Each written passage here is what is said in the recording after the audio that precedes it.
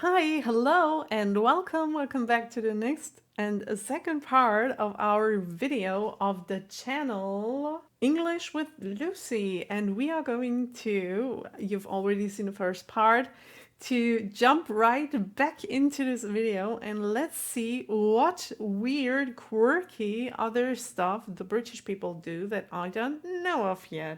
Which the first part I really liked. I got to know so many things that I didn't know, and I am very excited to get into this second part of the video. So let's go! One of our most popular TV shows is a TV show of people watching TV shows. It's called Gogglebox. I imagine this concept has arrived in other countries now. They basically film families watching the TV highlights and then they compile their witty remarks and then we watch them. It's a very good program. It's very Really? meta. Number 12. So just a second. You watch people watching other TV shows. That is probably a reaction, which is what my channel is all about. So, really, there is a TV program that does this? Like, and you watch whole families reacting to other TV shows? Are there, like, famous TV shows, specific TV shows, or the TV program in general? And why does something like this, like, exist on television? It sounds very progressive in terms of, like, reactions on YouTube. Are a very progressive thing, I guess. I can't imagine seeing this on TV. I don't know. I really have to like watch one of those episodes. Maybe my patrons can help me out, or not a whole episode, but just a snippet. I want to see what this looks like. I'm very curious. So my patrons, if you do have a short YouTube clip, please send it to me on my Discord and then I'm gonna watch it because it sounds really funny to me. And I can't like imagine how this looks because do they film the families from behind their sofa or do they film them just like I do my reaction sitting in front of the camera? So the camera is on their TV and you can see all their reactions. I don't know, but it sounds really interesting as a reaction YouTuber. This is very cool. Okay, number 12. Dog poo in Facebook groups. Okay, in the UK, and I imagine in lots of places in the world, we have Facebook groups for our local community. So I'm in quite a few of the surrounding villages and towns. Okay. And there is a new phenomenon, and it is the people that are getting so frustrated with people not picking up their dog poo, especially if it's on someone's property or on their front lawn. People are taking pictures of the dog poo and posting it in these community groups. Really? And I don't know about you, but I normally check my phone for the first time in the morning when I'm about to take my first bite of breakfast, normally porridge. And to have porridge approaching my mouth, opening my phone and seeing a massive dog poo is just not ideal. So now people are rebelling against the dog poo posters. Understandably so. And there is this huge civil unrest online at the moment. Those who want to shame the dog poo leavers and those who want to shame the dog poo posters. It's very complex. I hate dog poo. It's absolutely horrendous. But I also don't want to see it all over my Facebook timeline. I've seen enough. We know it's a problem. Number 13. I can understand that, absolutely. And we don't have a similar thing in Germany, I think. At least not in the Facebook groups where I am. But I am in the Facebook group of my hometown. And I'm in the Facebook group of my town where I do live now. And there is nothing similar to that. Mostly it's like in both of the Facebook groups where I'm in. It doesn't matter. Whenever there's a helicopter flying around over the city for like an unusual amount of time, for like 5 to 10 minutes, or it's circling over the city, it doesn't take 5 minutes and there is going to be a question like, why is that helicopter flying around over our city? Does anyone know anything? Who are they looking for? And stuff like that. Or sometimes in my hometown Facebook page, if there is a loud sound in the middle of the day or the night, if there is like a boom somewhere in the city, and you could like imagine, okay, something crashed or there was a firework or something, people always ride as fast as they can. Did somebody else hear that sound? And where was it coming from? And why did that happen? And people want to know everything that happens in their city. Like, and if they don't know what anything meant, a sound or something that they saw, they put it in a Facebook group asking other people, did you see that? Did you hear that? What was that? And the other people know the very same than you do most of the time because they don't know either.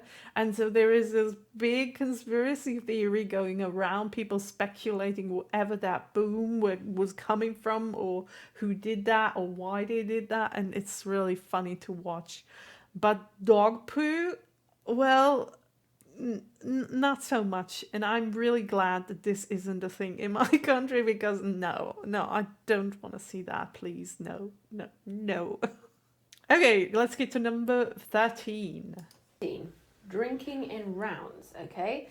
When we go on a night out with a group of friends, we drink in rounds, which means if there are 5 of us, instead of everyone buying their individual drinks, one person will buy 5 drinks, then the next person will buy 5 drinks. I'm sure many of you are aware of this concept. I'm sure it has a different name where you're from. But the very British thing to do is to shout, "Whose round is it?" when you know exactly whose round it is. Okay. And you just are trying to make them actually buy their round, because there are a lot of people who will participate in rounds, wait till last and hope that they won't actually have to buy that round, thus escaping with a lot of free drinks and a very full wallet, and it's very annoying. Now, we can be considered quite passive-aggressive. So instead of saying, "It's your round, go and buy your round," just shouting, "Whose round is it?" is a much easier way to avoid confrontation. That's so funny. I really like that. I am thinking about whether we do have something like this in Germany too or not, but I don't think we have. I have to say though that I don't drink alcoholic drinks very much. Like one time in a year, maybe I'm gonna buy a bottle of wine and that's it. I'm gonna drink it at home. I'm not going out and I didn't when I was younger. I didn't go to like clubs and stuff and buy alcoholic drinks. No, I really didn't never do that. Every time I went out to club, I drank only water, like only. And I was quite the only one doing that. But my mind was always stronger. I was always like, I really do want to drive back home in my own car. I don't want to use a taxi. Uber wasn't a thing back then. So I really like the comfort of my own car and being able to drive myself home and all of the other people that I came with. So I have absolutely no idea about alcohol, but I think every time we went out, we did buy our own drinks. There wasn't this round thing going on. And I don't know if it's a thing in Germany, but I can't really tell because I'm not in those kinds of rounds. I don't go out with friends drinking in pubs. I don't. I have never done that, so I have no idea about this. But I find it really funny that you do it, and then there are people like, "Whose round is this?" Just to like, just to like be passive aggressive about who is buying the next round. Really, really funny to me. Fiance, he said at university there was one guy who was so bad at buying or paying for his fair share of drinks that they actually grabbed him, marched him to an ATM, a bank, took his card out and forced him to take out the money. Okay. Some people are just what we would call here tight. If somebody's tight, they don't like spending a lot of money. Number 14 is we can't always be bothered to use an umbrella. It rains so often that unless it is absolutely pummeling it down, I don't mind getting a bit wet. I remember when I was in Spain, the minute the first drop hit anyone's hair, they would whip out their umbrella. Everyone had it, everyone knew the weather. I just never knew how people kept track of whether it was going to rain that day or not, but it was more of a rare occasion there, and it's very, very common here. So I did used to walk into my classrooms soaking wet sometimes, just, normal. Yeah, I think in Germany it's quite the same because I think from what I've seen that only older people are really using umbrellas these days. It's not like uh, if there is a real rainstorm happening outside, okay, you're going to use an umbrella. But by the way, if there is a storm, an umbrella doesn't do anything for you anymore. But that aside, you know what I mean? If it rains cats and dogs, you're gonna use an umbrella. But if it like rains just a little, you always have your hat on your like jacket, or maybe you don't have anything and there's just a roof where you can stand under, or maybe you don't care if you get wet. I personally don't care if I get wet. None of my friends did either. When we were outside, and I was outside a lot when I was younger, playing soccer with my friends, and when it started raining, it started raining. Nobody cared. So I think the umbrella thing is just something for like that older people do usually. And we do have three of them. We are two people in this apartment. We have three umbrellas that are right outside at the door. So if it rained, we could just grab it and use it, but we never do. They're just hanging there, never been used. So no, it's not a thing in this apartment at least. Okay, number 15. Number 15. We don't put fridges in the eggs. Wrong. Number 15. We don't always put our eggs in the fridge. Okay. I don't know if this is weird for you. I remember going abroad and seeing fridges in the eggs. Fridges in the eggs. I remember going abroad and seeing eggs in the fridges. I remember some fridges arriving with egg holders. I thought that was so That's weird. true. No, I in like Germany a nice too. room temperature egg. Oh yes. Why does that sound like an innuendo? Oh. 16. This one Sorry. I don't know. I can't tell because I don't eat eggs. I don't know. This is very hard for me because I don't know. I'm trying to remember what my parents did back then or what they are doing now. I think they're putting them in the fridge, if I remember correctly, but I can't really tell. Maybe I can't tell. I'm sorry. I can't say anything of value to that point. I am so sorry. Maybe other Germans in the comments down below can let me know how we do this in Germany. Okay, number 16. Without saying, we are obsessed with the weather.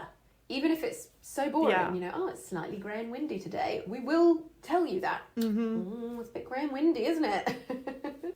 It does change so much that it is quite, entertaining. Sometimes we don't have that much in our lives to talk about, so the weather is just a really good one to go for.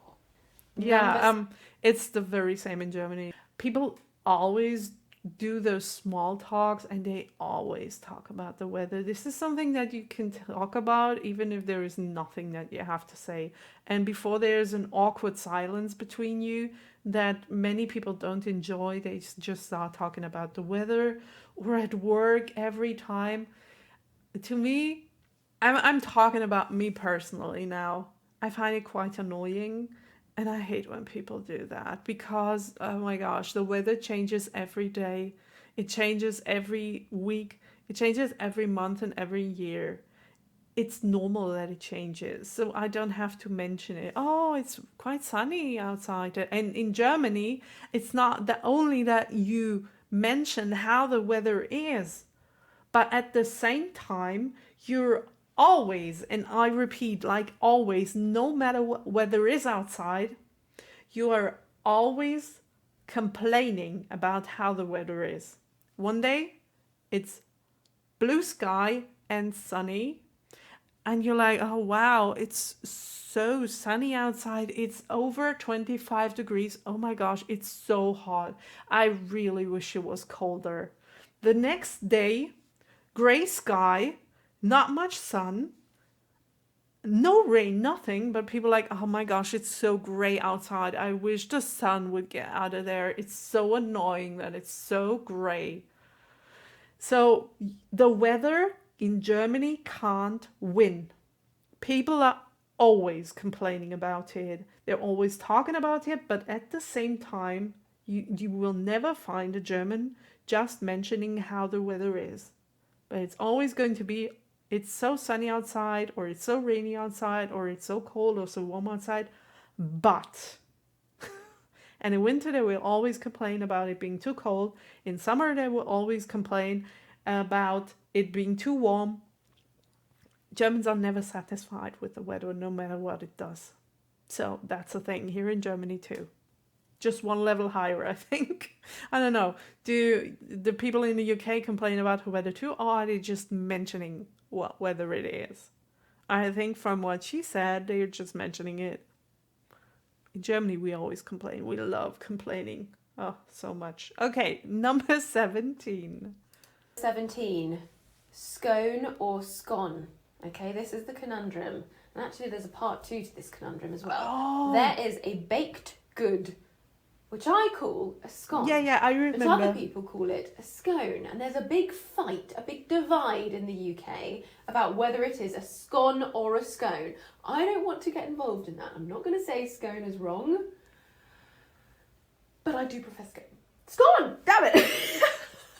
The other part of this conundrum is the order in which you put toppings.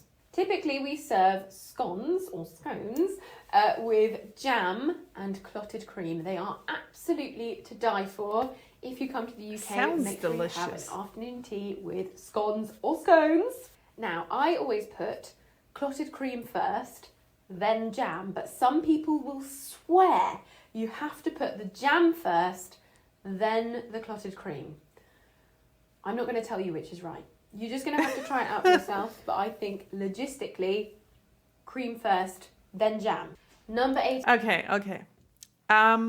There is an episode in Community where I think they do talk about this topic. I don't know if this is scone or scone or if it was something else, but it was a baked good that they had a debate about, because one of their people in the room said the one word and all the others were like, oh my gosh, that is so wrong, you pronounce it like this.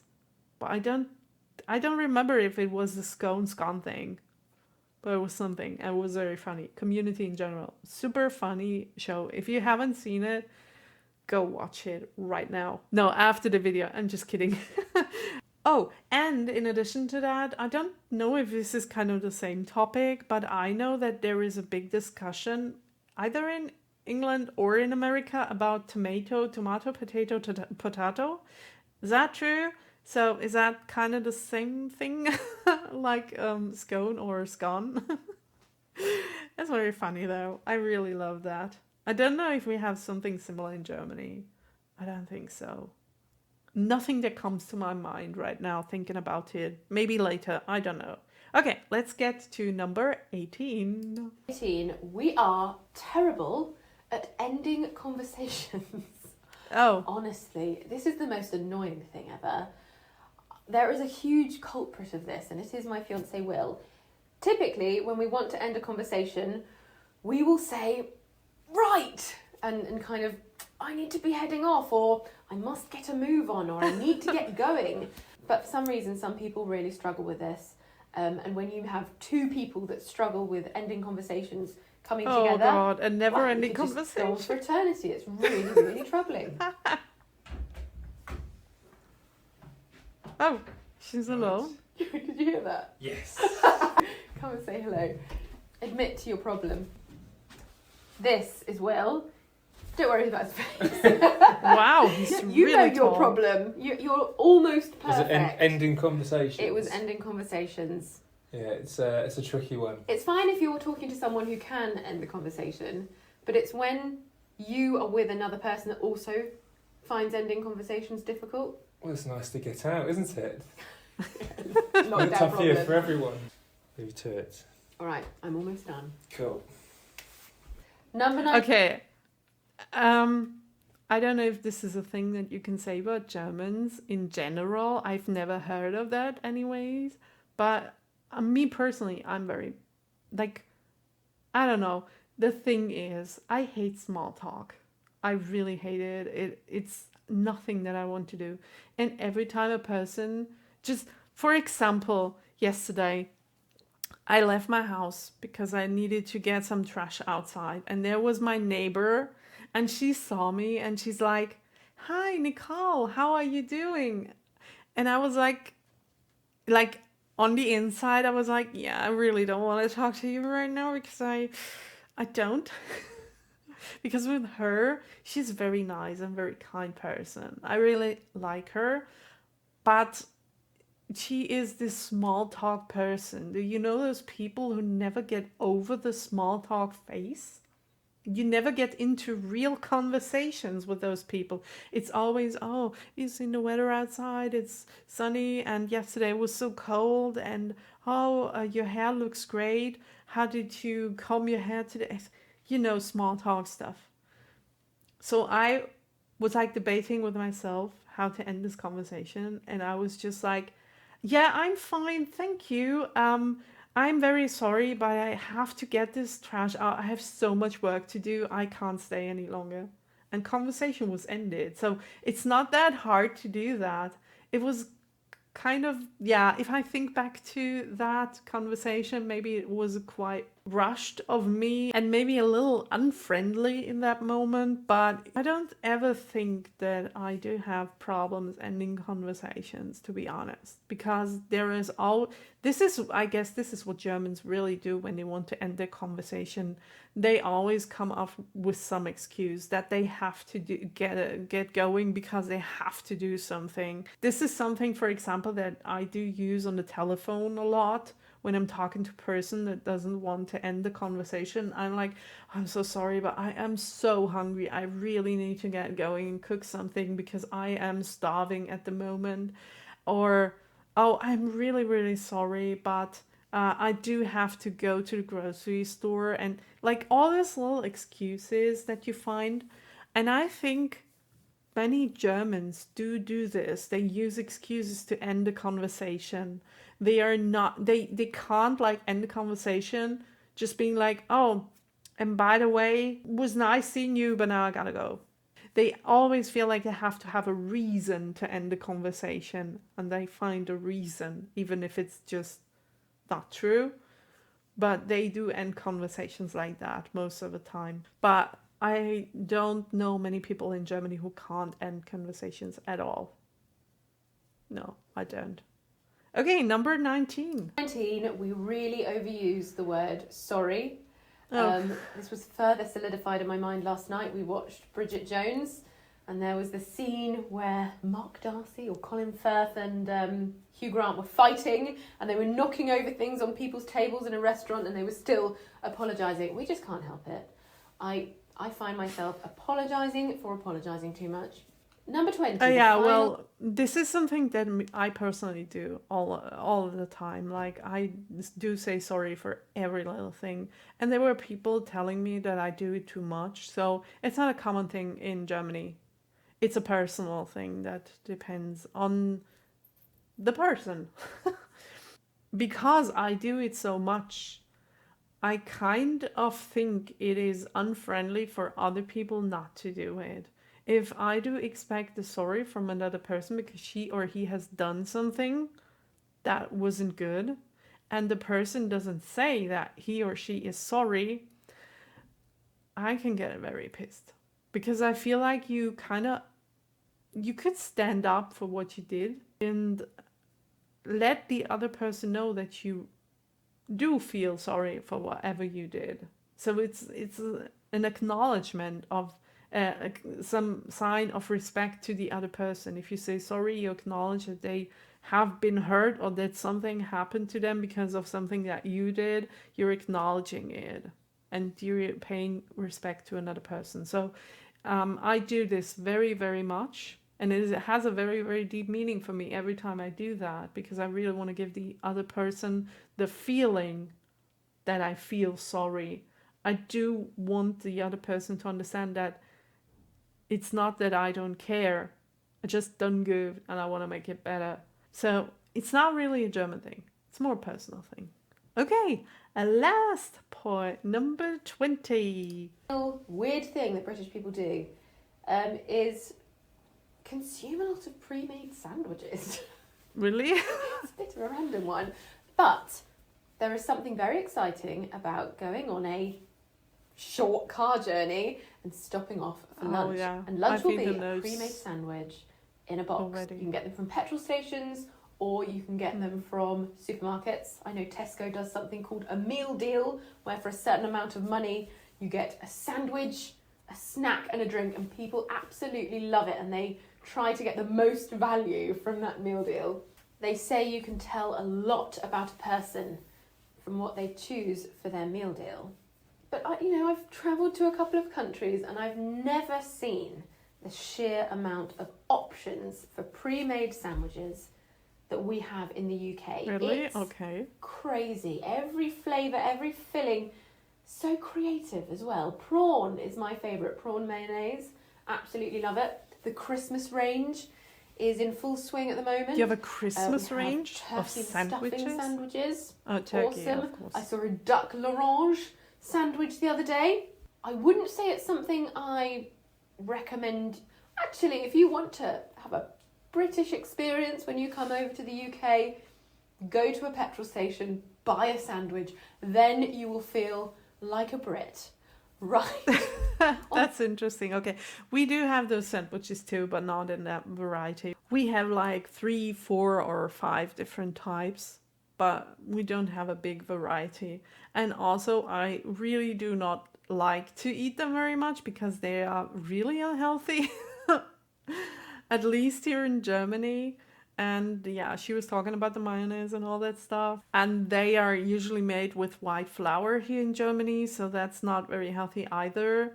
And also in Germany, I have heard this already by watching other YouTube videos, for example, American and German comparison, that they really love our varieties of bread that we do have in Germany. And in Germany, a toast or the sandwich bread is considered to be the more unhealthy variant of a bread. It's not even considered bread by many Germans. They're like, yeah, toast is toast, bread is bread. So that's not to be mixed up, okay? Because this one is unhealthy and the other one is way healthier. So me personally, I don't eat very much of those sandwiches, but sometimes if you are on a road trip or something and you need to go somewhere, you're very hungry, and yeah, sometimes there is a Subway or a McDonald's at those gas stations, but then it's healthier, I guess, to eat some of those sandwiches. I don't even know if it's even way healthier. Well, a little bit maybe. I don't know, but they taste okay in Germany. Not really good. No, they don't. They don't taste very good because the mayonnaise and all the other liquids, they get into this bread thing and then it gets so soft and mushy, and I don't know. I don't like that. I really don't. But I would love to maybe one day try a UK sandwich. We'll see. On that note, that's the end of today's lesson. I have got the full transcript of this video with important vocabulary on my new website, englishwithlucy.co.uk. Great. Okay. Thank you so much for the video, English with Lucy. It was delightful to say it in a British way. And I really liked it. And I've learned so much stuff about the UK that I didn't know. This is really cool. And I would love continuing to do that with the Advent calendar this month. So bear with me. I hope you liked it too. Let me know in the comments down below what you think of all those things. And what do you think about people having small talk and stuff? Do you like it? Don't you like it? Let me know. And I will see each and every single one of you in the next video. Until then, bye!